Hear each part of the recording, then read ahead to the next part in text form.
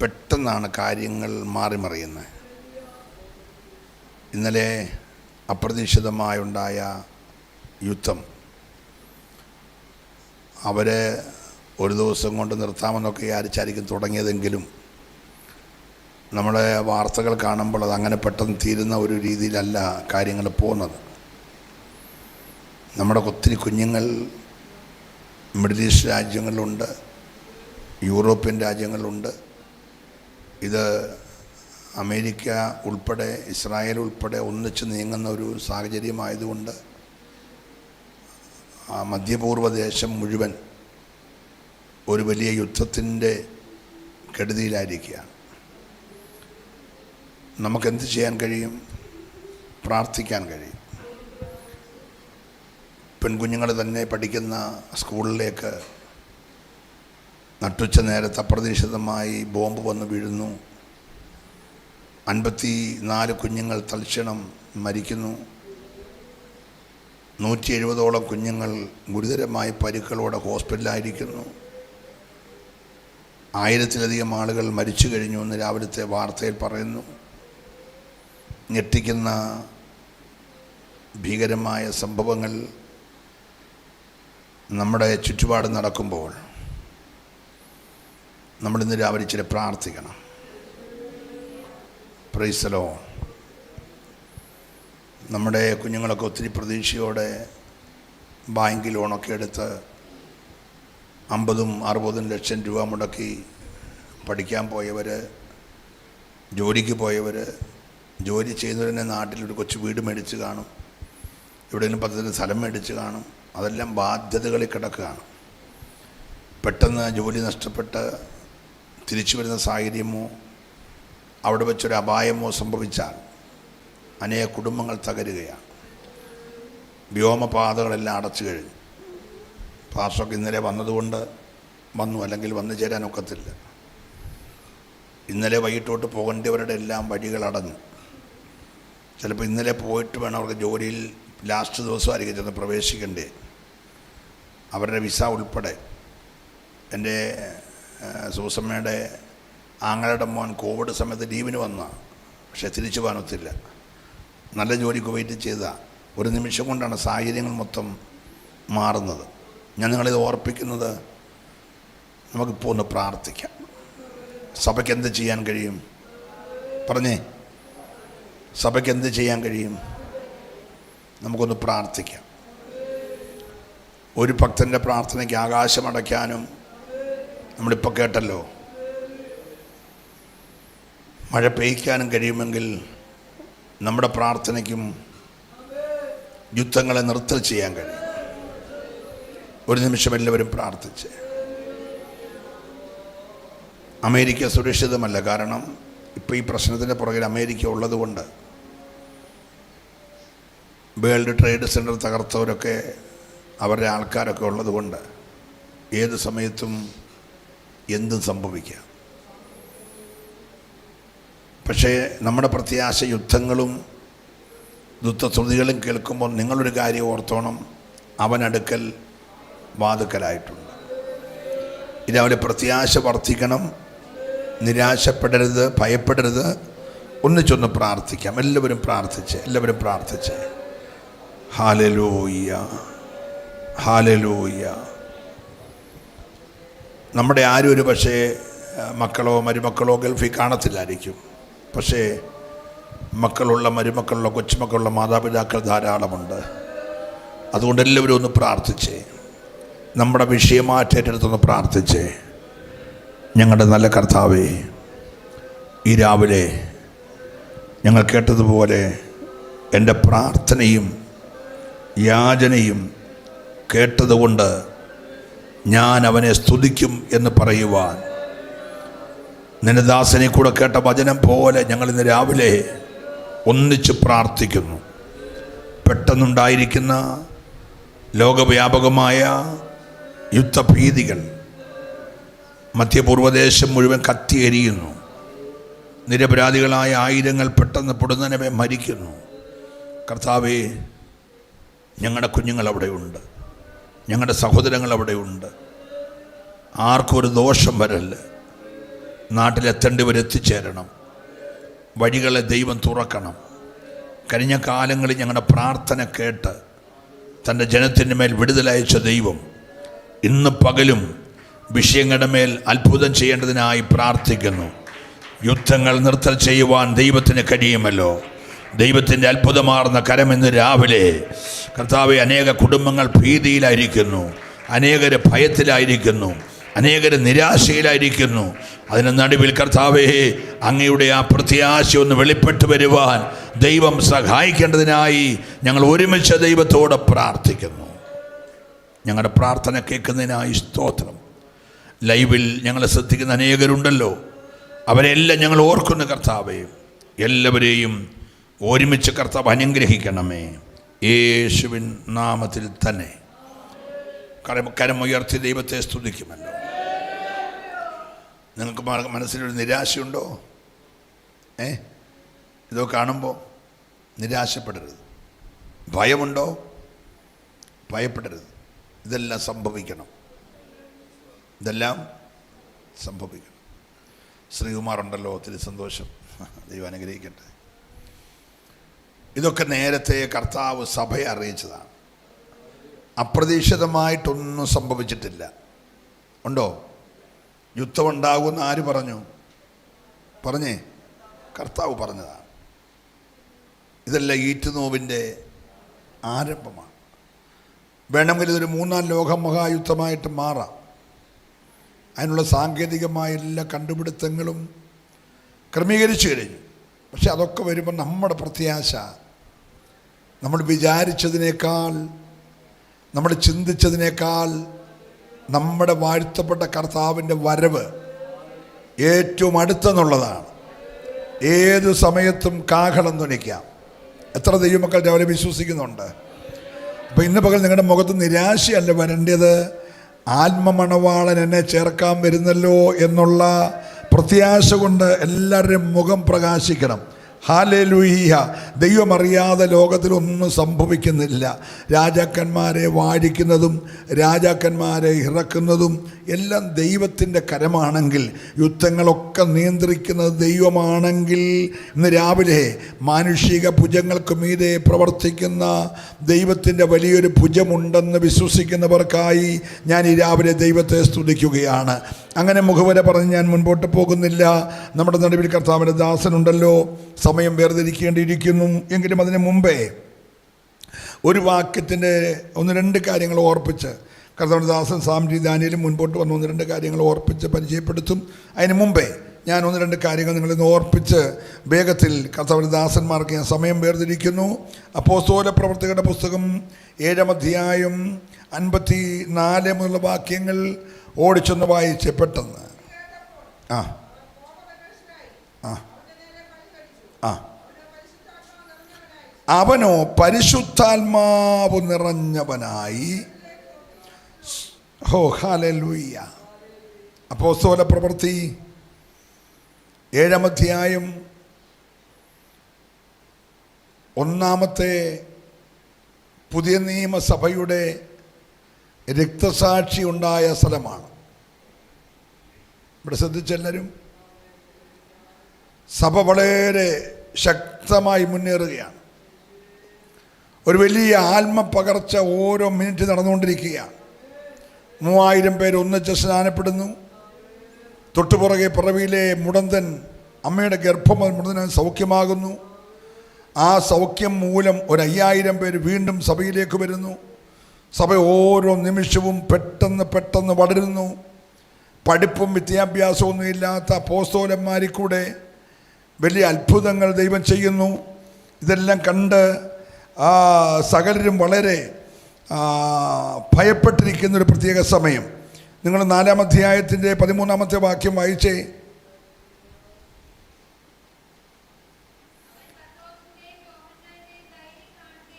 ആ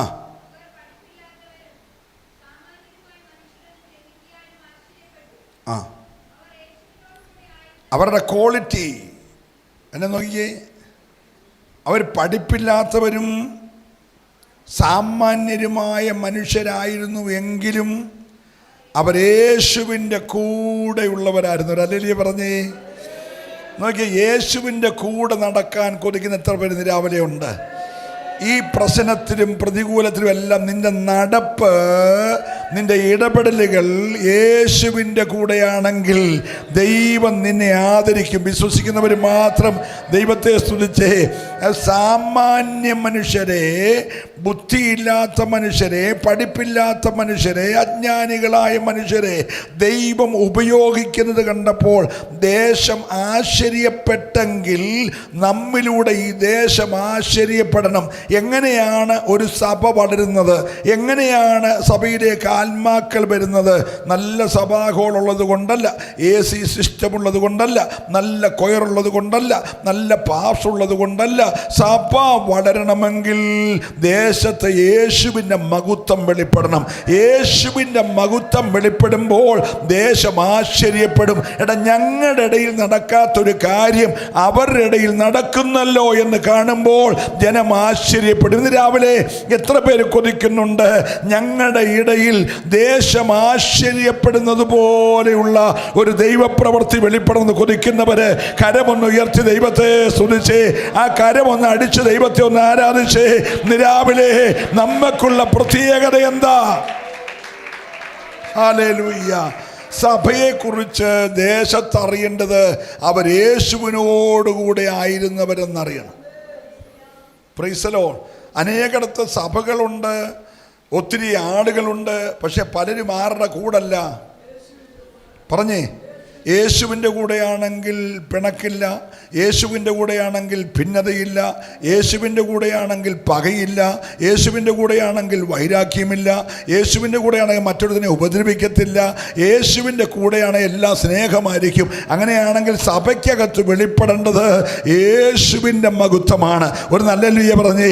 ഹല്ലേലൂയ. ഇന്ന് രാവിലെ എത്ര പേര് കൊതിക്കുന്നുണ്ട് എനിക്കൊരു അല്പസമയമുള്ളെങ്കിലും എൻ്റെ യേശുവിൻ്റെ കൂടെയായി ഞാൻ ആഗ്രഹിക്കുന്നു. എഴുന്നേൽക്കുന്നത് യേശുവിൻ്റെ കൂടെ, നടക്കുന്നത് യേശുവിൻ്റെ കൂടെ, അല്ലെ ഉറങ്ങുന്നത് യേശുവിൻ്റെ കൂടെ, ഉണരുന്നത് യേശുവിൻ്റെ കൂടെ. അങ്ങനെയാണെങ്കിൽ നിശ്ചയമായിട്ടും നിന്നെ ദേശം കണ്ടിട്ട് ആശ്ചര്യപ്പെടുവാനിടയായി തീരും. ഈ രാവിലെ സഭയോട് ഞാൻ സ്നേഹത്തോടെ പറയട്ടെ, പ്രിയരെ, ആളുകളുടെ പെരുപ്പമല്ല, ഉള്ളവർ യേശുവിൻ്റെ കൂടെയാണെങ്കിൽ ഓ ഹല്ലേലൂയ, ഞാൻ ദൈവത്തെ നന്ദിയോടെ സ്തുതിക്കുകയാണ്. സ്തുതിക്കേ. ഈ ശുശ്രൂഷ അങ്ങോട്ട് വിശാലമായപ്പോൾ പീലിപ്പോസ് പോയി ഷണ്ണനോട് പ്രസംഗിക്കുന്നു. തിരഞ്ഞെടുക്കപ്പെട്ട 70-ലൊരുവനായ സ്തേഫാനോസ് രംഗത്ത് പ്രസംഗിക്കുന്നു. ഇപ്പോൾ 2 കൂട്ടം ശിഷ്യന്മാരായി, ഒന്ന് 11 പേരടങ്ങുന്ന യേശുവിൻ്റെ കൂടെ നടന്ന അപ്പോസ്തലന്മാരുടെ തിരക്ക് കൂടിയപ്പോൾ മേശമേൽ ശുശ്രൂഷിക്കാൻ തിരഞ്ഞെടുക്കപ്പെട്ട ഒരു 7 പേരടങ്ങുന്ന രണ്ടാമത്തെ ഒരു സംഘം. ആ 7 പേരെ എടുത്തത് മേശമേൽ ശുശ്രൂഷിക്കാനാണെങ്കിലും അതിൽ പീലിപ്പോസിനെ ദൈവം മറ്റൊരു നിലയിൽ ഉപയോഗിക്കുന്നു. അവൻ മൂലം ശമരിയ പട്ടണത്തിൽ വലിയ സന്തോഷമുണ്ടാകുന്നു. ഇപ്പുറത്ത് സ്തേഫാനോസിനെ ഉപയോഗിക്കുന്നു. ഇതെല്ലാം കണ്ടിട്ട് മതശക്തികൾ ഇളകി. പൈശാചിക ശക്തികൾ മതമേലധ്യക്ഷന്മാരുടെ അകത്ത് കയറിയിട്ട് ആത്മാവിൽ ശുശ്രൂഷിക്കുന്ന മണ്ഡലത്തെ തകർക്കാൻ അണിയറയിൽ ഗൂഢാലോചന നടന്നു. എന്താണ് പാസ്റ്റർ പറഞ്ഞു വരുന്നത്? ചിന്തിച്ചേക്കാം. എവിടെ സഭ വളരാൻ തുടങ്ങുമോ, എവിടെ ആത്മാക്കൾ വിടുവിക്കപ്പെടാൻ തുടങ്ങുമോ, എവിടെ ദേശത്ത് ദൈവപ്രവൃത്തി കാണുമോ, അവിടെ അണിയറയിൽ മതത്തിൻ്റെ ശക്തികൾ പൈശാചിക പാളയങ്ങളുമായി കൂട്ടുപിടിച്ച് ഏത് വിധേനയും അതിനെ തകർക്കാൻ ശ്രമിക്കും. പക്ഷെ നീ പ്രാർത്ഥനയിൽ ഒട്ടും പുറകോട്ട് പോകാതെ പ്രാർത്ഥനയിൽ മുന്നേറിയാൽ, ആരാധനയിൽ മുന്നേറിയാൽ ദൈവത്തിന്റെ മഹത്വം ഇറങ്ങി വരുമെന്ന് വിശ്വസിക്കുന്നവര് രാവിലെ ദൈവത്തെ ഒന്ന് സ്തുതിച്ചേ. ഹല്ലേലൂയ. ഞാൻ എൻ്റെ വാക്കുകൾ നിർത്തട്ടെ. പ്രശ്നം രൂക്ഷമായപ്പോൾ സ്തേഫാനോസിന്റെ പ്രസംഗം കേട്ടവർ കലിപൂണ്ട് അവനെ കല്ലെറിഞ്ഞു. അവൻ കല്ലെറിഞ്ഞ് മുട്ടുകുത്തി നിൽക്കുമ്പോൾ അവൻ ആരായെന്ന് നമ്മൾ വായിച്ചത്? അവനോ എല്ലാവരും പല്ല് കടിച്ചു, കോപപരവശരായി. അവനോ പറഞ്ഞേ, കേട്ടില്ല, എല്ലാവരും ഒന്ന് പറഞ്ഞേ. അവനോ, നിങ്ങൾ ഉറങ്ങുവാണോ? ഹലോ. എല്ലാവരും കോപപരവശരായി പല്ല് കടിച്ചു. പക്ഷെ ദൈവകൃപയുള്ളവൻ പരിശുദ്ധാത്മാവ് നിറഞ്ഞവനായി. ഹല്ലേലൂയ പറയണം. 54 വാക്യം ശ്രദ്ധിച്ചോ. ഇത് കേട്ടപ്പോൾ, ദൈവവചനം കേട്ടപ്പോൾ, ശുശ്രൂഷ വെളിപ്പെട്ടപ്പോൾ, അഭിഷേകം കത്തി ജ്വലിച്ചപ്പോൾ ഒരു വിഭാഗം ആളുകൾ പല്ലുകടിച്ചു, കോപപരവശരായി. എന്നേരം ആത്മാവുള്ളവൻ ആരായി? പറഞ്ഞേ, പരിശുദ്ധാത്മാവ് നിറഞ്ഞവനായി. എങ്ങോട്ട് നോക്കി? സഹായം വരുന്ന പർവ്വതമായ സ്വർഗത്തിലേക്ക് നോക്കി. ഒരല്ലിയ പറഞ്ഞേ, ഇന്ന് പകൽ സഭ നോക്കേണ്ട ഒരു സ്ഥലമുണ്ട്. മനുഷ്യനെ നോക്കിയാൽ അവൻ പല്ല് കടിച്ചുകൊണ്ടിരിക്കുകയായിരിക്കും, ഇപ്പുറത്ത് മനുഷ്യൻ നോക്കിയാൽ അവൻ കോപപരവശനായിരിക്കും. അതുകൊണ്ട് അവിടെയും ഇവിടെയും നോക്കല്ല, നേരെ എവിടെ നോക്കണം? പറഞ്ഞേ, ഇന്ന് രാവിലെ കണ്ണൊന്നുയർത്തിക്കേ. അവൻ സ്വർഗത്തിലേക്ക് നോക്കിയപ്പോൾ കണ്ടത് ദൈവമഹത്വം. ഒരല്ലേ പറയണം, ഇന്ന് രാവിലെ ആരാധനയ്ക്ക് വന്ന് മടങ്ങിപ്പോകുന്നവര് ദൈവമഹത്വം കണ്ടിട്ടേ പോകാവുള്ളൂ. പല്ല് കടിക്കുന്നവന്റെ മുഖമല്ല, കോപമുള്ളവന്റെ മുഖമല്ല, കൈതരാത്തവന്റെ മുഖമല്ല, ദേഷ്യപ്പെടുന്നവന്റെ മുഖമല്ല. ഇന്ന് രാവിലെ കാണേണ്ടത് ദൈവമഹത്വം കാണാൻ, ദൈവത്തിന്റെ വലത്ത് ഭാഗത്ത് നിൽക്കുന്ന യേശുവിനെ കാണാൻ കൊതിയുള്ളവരുണ്ടെങ്കിൽ അവരെ കരമൊന്നടിച്ച് ദൈവത്തെ സുരിച്ച് സഭ രാവിലെ കാണേണ്ടത്.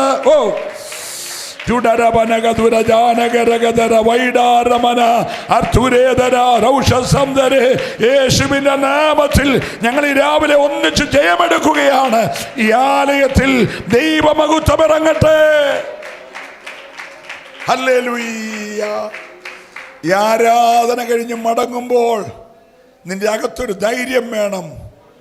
പ്രശ്നങ്ങളുടെ നടുവിൽ, കല്ലേറുകളുടെ നടുവിൽ, പല്ലുകടികളുടെ നടുവിൽ, കോപത്തിൻ്റെയും പരവേശത്തിൻ്റെയും നടുവിൽ ഇറങ്ങി വരുന്നൊരു ദൈവമഹത്വം കണ്ടേച്ചാണ് ഞാൻ വരുന്നതെന്ന് പറയുവാൻ ഈ ആരാധന കഴിഞ്ഞ് മടങ്ങുന്നവൻ ദൈവമഹത്വം കണ്ടേച്ച് മടങ്ങണം. ഹല്ലേലൂയ. അവൻ സ്വർഗത്തിലേക്ക് ഉറ്റുനോക്കിയപ്പോൾ ദൈവത്തിൻ്റെ മഹത്വവും ദൈവത്തിൻ്റെ വലതുഭാഗത്ത് തൻ്റെ ജനത്തിന് വേണ്ടി നിൽക്കുന്ന യേശുവിനെ കണ്ടെങ്കിൽ ഇന്ന് രാവിലെ ആ ദർശനം ഒന്ന് വെളിപ്പെടട്ടെ, ആ മഹത്വം ഒന്ന് വെളിപ്പെടട്ടെ, ആ തേജസ് ഒന്ന് വെളിപ്പെടട്ടെ.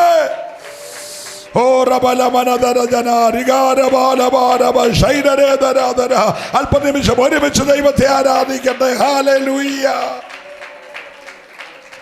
ഞാൻ വിവരിക്കുന്നില്ല.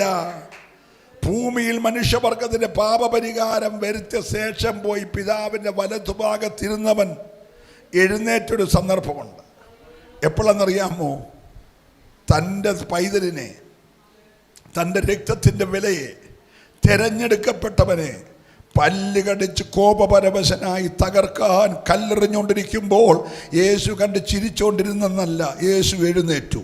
യേശു എഴുന്നേറ്റാൽ ദൈവം എഴുന്നേൽക്കുമ്പോൾ, പറഞ്ഞേ നിങ്ങൾ വാക്കി, ശത്രു ചിതറും. ഒരല്ലേലൂയ പറയണം. ഇന്ന് രാവിലെ ദൈവം എഴുന്നേൽക്കുമ്പോൾ തീയുടെ മുമ്പിൽ മെഴുകുരുകുന്നത് പോലെ, കാറ്റത്ത് കാർമേഘം ഓടി മറയുന്നത് പോലെ, ഓ ഹല്ലേലൂയ, ചെങ്കടൽ വിഭജിക്കപ്പെടുന്നത് പോലെ നിനക്ക് വിരോധമായി പാളയമടിച്ചു നിൽക്കുന്ന പൈശാചിക ആധിപത്യങ്ങൾ ഇന്ന് പകൽക്കാലം ശിഥിലമാകുമെന്ന് വിശ്വസിക്കാൻ കരുത്തുള്ളവരുണ്ടെങ്കിൽ അവർ നന്നായി ഒരു നിമിഷം ദൈവത്തെ ആരാധിക്കട്ടെ. ഹല്ലേലൂയ. ദൈവം നിങ്ങളെ അനുഗ്രഹിക്കട്ടെ. മടങ്ങുമ്പോൾ ഈ മഹത്വം കണ്ടുകൊണ്ട് മടങ്ങണം കേട്ടോ. നിനക്ക് വേണ്ടി നിൽക്കുന്നൊരു യേശുവുണ്ട്, നിന്റെ കുഞ്ഞുങ്ങൾക്ക് വേണ്ടി നിൽക്കുന്നൊരു യേശുവുണ്ട്. വിദേശത്തുള്ളവരെ കുറിച്ച് പേടിക്കണം. നമ്മൾ പ്രാർത്ഥിച്ചല്ലോ, നിന്റെ തലമുറയെ ദൈവം അവിടെ സൂക്ഷിക്കും. എത്ര പേര് വിശ്വസിക്കുന്നുണ്ട്? നിന്റെ പ്രിയപ്പെട്ടവരെ കർത്താവ് സൂക്ഷിക്കുമെന്ന് ഉറപ്പുള്ളവർ നല്ലൊരു ഹല്ലേലൂയ പറഞ്ഞേ. ഒന്നും ആരും വ്യാകുലപ്പെട്ടു പോകരുത്, നിരാശപ്പെട്ടു പോകരുത്. ഉറപ്പായി പറയണം, എൻ്റെ കുടുംബത്തെ, എൻ്റെ തലമുറയെ, എൻ്റെ കൊച്ചുമക്കളെ കർത്താവ് സൂക്ഷിക്കുമെന്ന് ഉറപ്പോടെ വേണം നീ ഇന്ന് പകൽക്കാലം പോകുവാൻ.